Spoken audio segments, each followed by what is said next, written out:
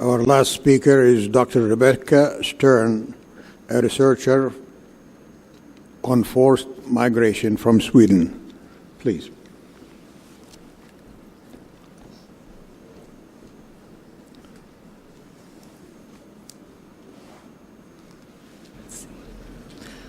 Your Excellencies, ladies and gentlemen, I would like first to extend my warm thanks to the Refugee Center and to Yarmouk University for inviting me to participate in this conference and in this panel. I've got a challenging task now to follow up on such excellent speakers, and in particular the inspirational presentation by Dr. Rhodes. So please bear with me if I'm less inspiring. I'll do my best. My focus is on international law. I'm an associate professor in international law, and my main interests concern asylum law and human rights. And in my presentation, I will share with you some thoughts about the Swedish perspective on international responsibility for people fleeing persecution and armed conflict, and on some recent changes in the Swedish asylum policy. The aim is not to assess the Swedish approach, but rather use Sweden as sort of an example to illustrate the complex nature of responsibility and international obligations in this context. And I should note, or please note, that I speak as an academic, as a researcher, not as a Swedish civil servant, which means that some of the things I say might not be exactly the things that may paint a slightly different picture than on certain points than what was done earlier today by the Swedish ambassador. I'll begin with giving you a very brief overview of the Swedish system and policy.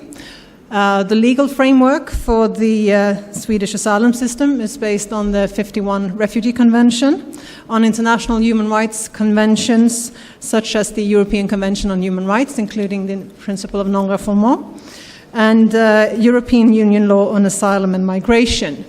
And until recently, there has also been some protection grounds for the purely national origin, as well as the possibility of being granted a residence permit on humanitarian grounds. Now, Swedish asylum policy is often described by commentators as well as by the Swedish government as relatively generous. The approval rates for people seeking international protection in the 1980s and 1990s were relatively high, which added to this picture. But from the late 1990s and onwards, however, Swedish asylum policy increasingly has become more restrictive, and this is there are many reasons for this, but including the securitization of migration, Sweden becoming part of the Schengen area in 2001, and the increasing harmonization of European Union migration and asylum policy through the development of a common European asylum system. However, despite these influences, a number of Swedish governments in statements on migration policy have continued to emphasize the importance of safeguarding the right to asylum and the importance of providing international protection to those who need it. And this has been emphasized both in relation to the Swedish policies and in relation to negotiations on the asylum system on the European Union level. And in the European perspective, Sweden's asylum policy has continued to be at least less strict than that of many other EU countries. Just to give you some figures, approval rates for asylum applications in Sweden for a number of years were around 55 to 60%, with roughly around 20 to 30,000 asylum applications submitted every year in the years 2000 to 2012. From 2013 and onwards, when there was an increase in asylum applications, due in particular to the Syrian conflict, approval rates have been higher. In 2016, it was 77%. The approval rates vary substantially depending on the nationality of the applicant. The large majority of Syrian applicants are granted asylum, while those, for example, coming from the Balkans are very rarely granted asylum. So there's a big difference there. And Syrian nationals are now the largest group of asylum seekers in Sweden, followed by Iraqi and Afghani citizens. As for reception conditions, in Sweden, asylum seekers are offered shared housing, a small allowance depending on their financial situation, medical care, and for children, the right to education. It should be emphasized here that you are not well off as an asylum seeker in Sweden. The idea is that basic needs should be covered, but you do have access to certain parts of the welfare system. Once a person is granted a residence permit, he or she has more or less the same rights as a Swedish citizen, including access to all social security systems and health care. Asylum seekers in Sweden are encouraged to work while waiting for a decision on their asylum application. However, in order to do this, you need a special permit, a permit that is quite difficult to attain, since it is required that you can show proof of your identity.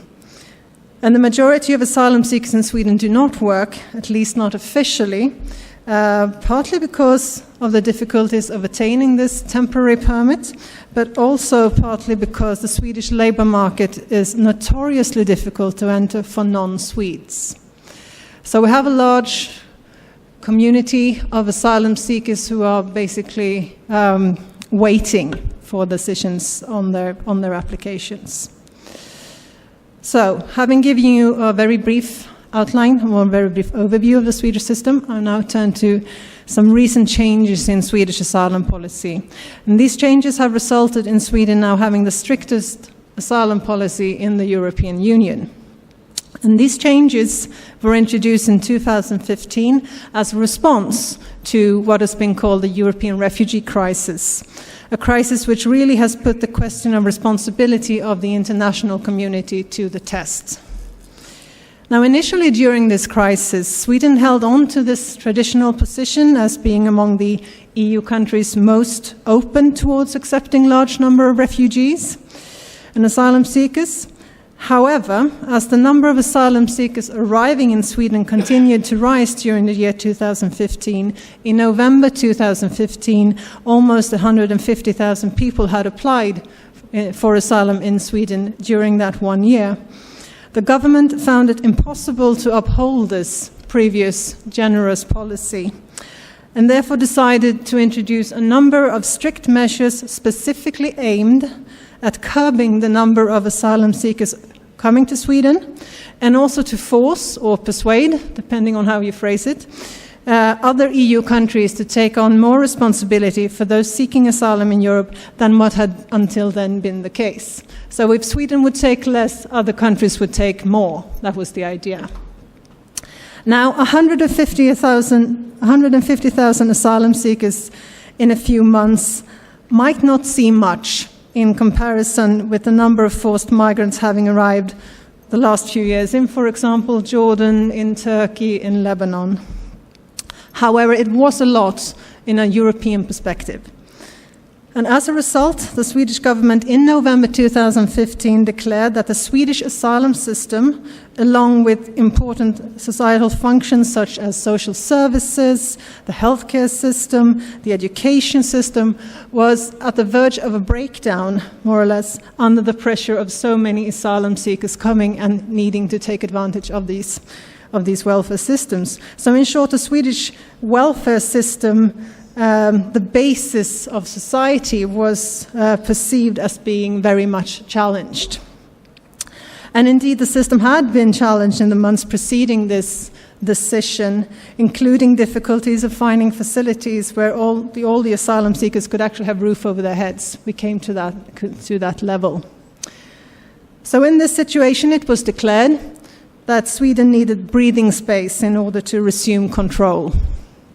And in order to achieve this, strict border controls and identity checks were introduced at Sweden's southern border with Denmark, which was the main route for asylum seekers, thus effectively preventing everyone without proper identification to come to the Swedish border and there be able to seek asylum. There was also plans on a temporary legislation presented that would provide substantially less favorable terms than before for those applying for asylum or being granted asylum in Sweden. And through this legislation, Swedish asylum policy would be adjusted to only fulfill the minimum standards set by EU and international law. And these measures entered into force in January and July 2016. Now, these measures, the temporary law, for example, includes making all residence permits temporary, severely restricting family reunification, etc. All of these measures have been heavily criticized on several points, including the lack of analysis preceding them regarding their effectiveness and the proportionality of taking these measures. And there's also been a discussion about whether Sweden now is living up to its international obligations to people seeking protection. And my comments here on these policy and legislative changes will be limited to their relation to international obligations and on aspects of responsibility, since these are intertwined. Now, on international obligations, one question if these measures introduced in 2016 were in accordance with the obligation to respect the right to seek asylum and the respect for family life. And on the border controls and identity checks, it has been argued that they do violate the fundamental right to seek asylum, or at least the access to the right to seek asylum, given that they've prevented the majority of asylum seekers from ever reaching Swedish territory. Now, a counter-argument here would be that people seeking to come to Sweden most likely have passed through other EU countries on their way to our territory, countries in which they could have sought asylum if they wanted to. And hence, the right to seek asylum and the right to enjoy asylum has not been unnecessarily restricted, given that it could be fulfilled in another country. Why should Sweden take the responsibility when they've passed through a number of other countries? That was the argument.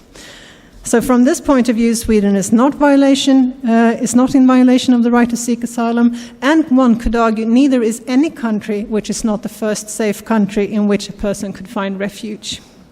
So what it all boils down to there is what level of fulfillment of obligations that is considered acceptable, and what the right to asylum actually requires of destination countries.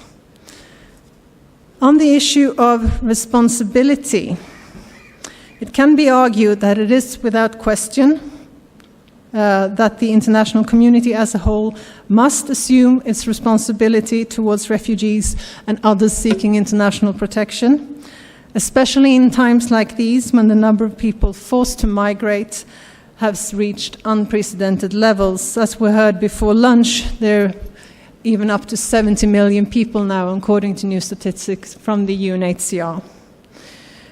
And this legal and moral obligation cannot be left to a few countries, as has been pointed out by several speakers here earlier today. The question is, however, how this responsibility can and should be divided within the international community. And to what extent individual countries can be persuaded to accept their share of the burden, so to speak, if they do not want to. And the example of the European Union in the last few years is an example of where burden sharing has not worked very well, where countries have seen more to their national interest than the interest of the Union as a whole, and to the interests of those seeking protection. We are now in a situation where a number of EU countries now more or less refuse to accept asylum seekers or try to prevent them from coming by making reception conditions extremely difficult or by limiting their rights to a very large extent. But this is a difficult question. If a country, for example, argues that their welfare state cannot cope with the influx of large numbers of refugees, what arguments can we use to persuade this country? Is the solution to, as some suggest, to put the right of the individual to seek asylum, to put that on hold, and instead introduce quotas distributing asylum seekers over the world, depending on GNP and size?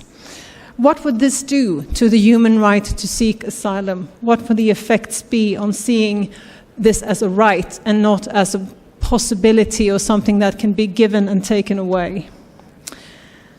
These are issues that are discussed in the European context today, including in Sweden, and especially with the new stricter measures introduced. And what they do, these discussions, is that they touch upon the basic conflicts of interest built into the right to seek asylum, or the concept of asylum, which is the conflict between state sovereignty and the right of a country to decide who remains on the territory, who is allowed to enter the territory, and the rights of the individual. So to conclude, the plight of refugees and the arrival of refugees raise a lot of difficult questions for countries, and for individual countries, and for the international community as a whole.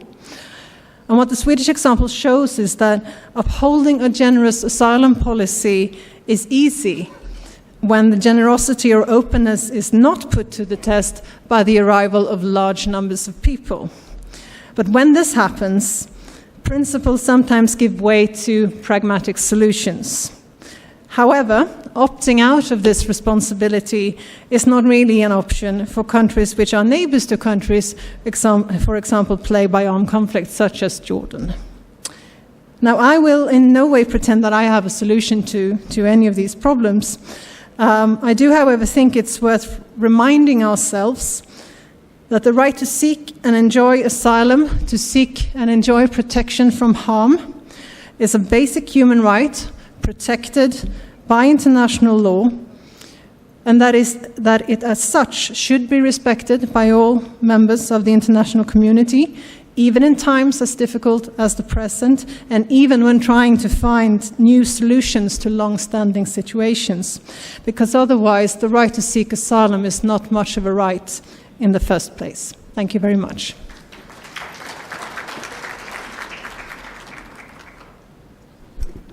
Thank you.